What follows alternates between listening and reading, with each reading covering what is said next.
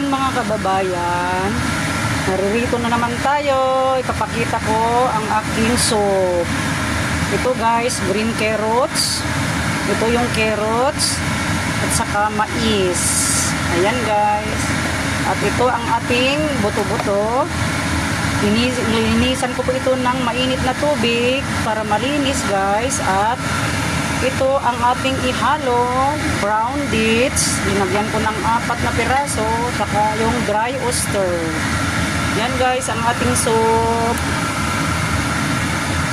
Salamat sa inyong panood. Please naman po, paki-like and comment at share na rin. Pa-subscribe naman ang aking munting YouTube.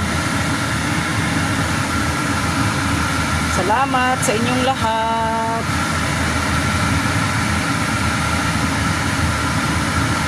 Bye-bye. Mga 1.5 hour po tong lutuin ko guys. Bye-bye. Jesus love you. Bye.